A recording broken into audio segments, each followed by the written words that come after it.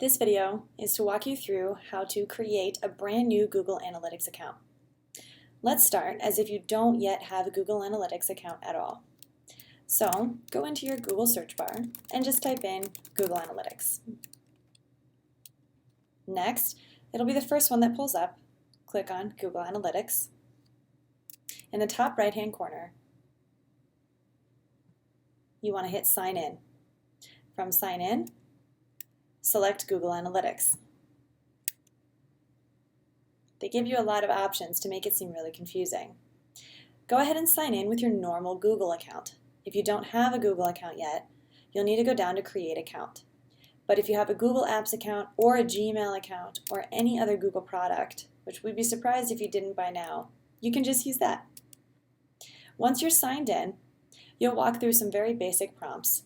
Getting to this point is really what was confusing about it through the menus.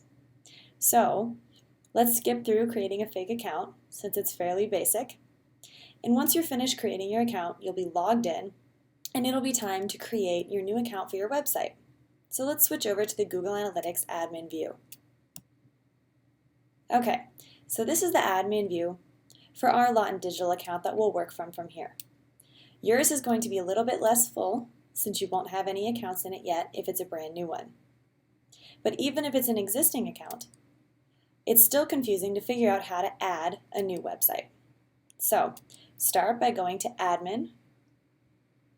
Once you're in Admin, on the left-hand side there's an Account drop-down.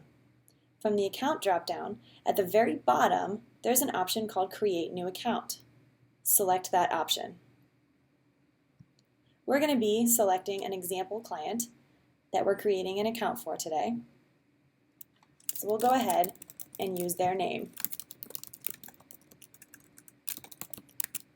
These don't need to be the actual website, but if you have multiple websites in the future, it can help to use the actual domain in the website name.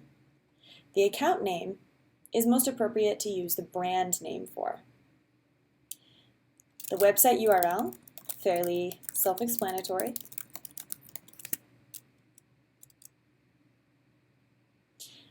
These don't really bother me to leave on, but that's really up to your personal preference. Make sure you do get the reporting time zone correct. Our client is in Mountain Time. And then we're going to select Get Tracking ID at the bottom left. For SGA, you'll just make you agree to their terms of service. Hit Accept. Next, you'll be taken straight to the tracking screen. If you're using WordPress, which we recommend, you'll use a plugin to install your script, so you won't actually need to use this code. So let's show you how to do it with that plugin. Go over to WordPress, and we'll need to install the plugin. Within WordPress, go to Plugins, and select Add New. That'll bring you to a screen that shows you a bunch of different plugins. Go to the search bar on the right-hand side. The plugin you want is called Google Analytics for WordPress. If you have a different plugin preference, that's fine. Google Analytics by Yoast is the one that you want. Hit Install Now.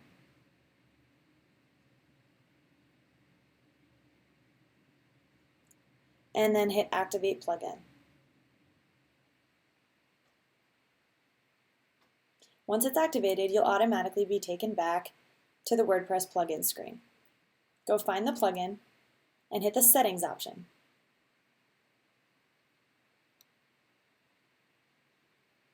There's two different ways that you can activate the UA profile or your new Google Analytics account. You can authenticate it with your Google account. This way might seem a little bit easier. Once you click on it, you'll be prompted to log into your Google account and select the appropriate profile. We like to manually enter the UA code just in case something goes wrong with authentication later. So we check the box, manually enter your UA code.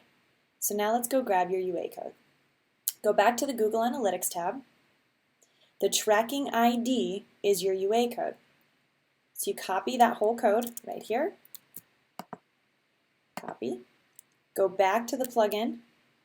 Paste the entire code right in where it asks for it here. We recommend tracking outbound clicks and downloads. Check that box. Other than that, we leave the rest of it as is. It's also best to ignore the administrator and the editor to make sure that when you're working on your website, that your visits aren't tracked. Hit Save Changes, and you've now successfully installed Google Analytics. There's a couple more settings that we'll walk through with you in case you want to get more customized. Within your Google Analytics tab, there's a few settings that can make your life easier when you're setting up a new account. So first, in your account, go into Admin, Property, and Property Settings. Within Property Settings, on the default one that pulls up, scroll all the way to the bottom. Enable Demographic and Interest Reports.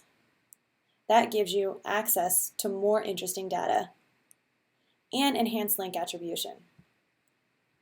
Now consult with your business operations person or your attorney if you're in any type of a protected industry, such as banking, insurance, healthcare, to make sure it's actually okay for you to be collecting demographic and interest data. And then hit Save. Now there's a few more within your view settings. Hit this little back arrow to return to the main screen. Now go under the View setting right here and enter View Settings. First, you can change this view name. We like to change it to the URL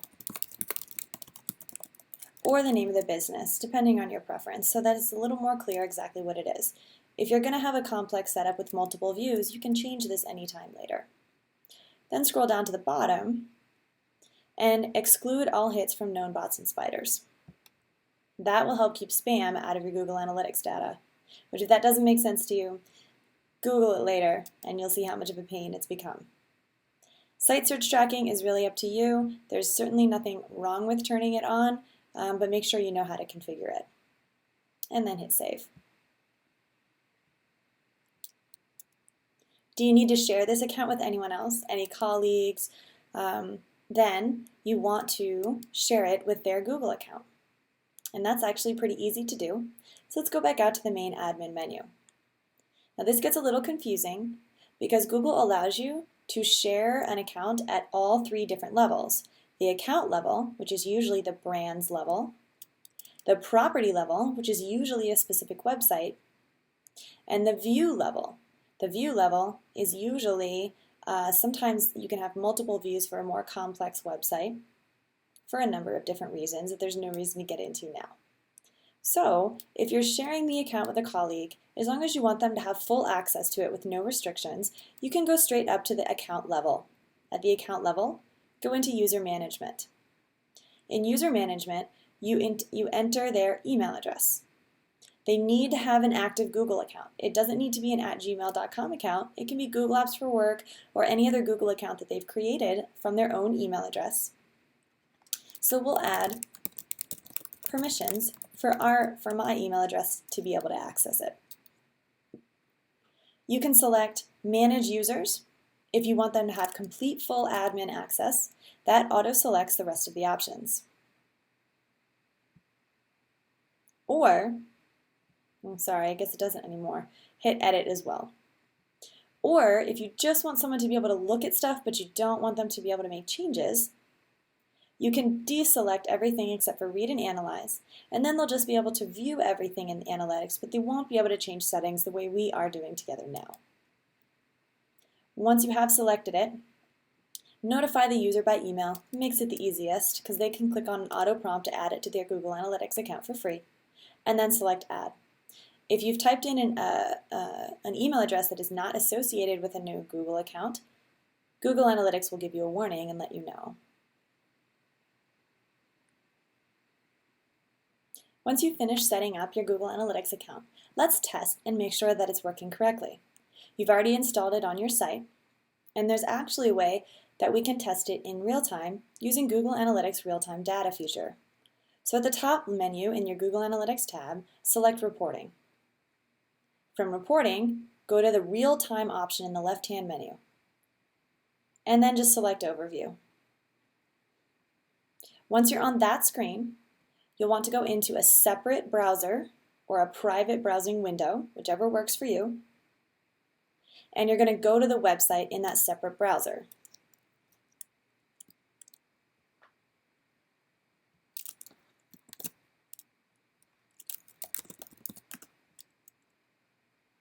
Now I'm not logged into the website in this browser,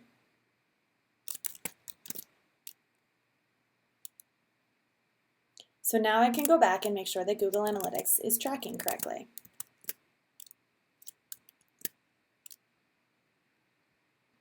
Okay, sorry, I had a maintenance plugin on there. Okay, so now I'm on the website. So, since I'm on the website, now I can go back to Google Analytics and I can see that the number has changed from 0 active users to 1, telling me that it is tracking and knows that I'm on the website right now. And I can tell because it appears right here. Now you know that your Google Analytics tracking is working. You can also double check it by actually going into the property settings and tracking info and tracking code. When you do that, there's a status icon right here, and it will tell you if it's actually working, receiving traffic, and 1 active users. Hope this helped you get your new Google Analytics account set up and configured to work for you.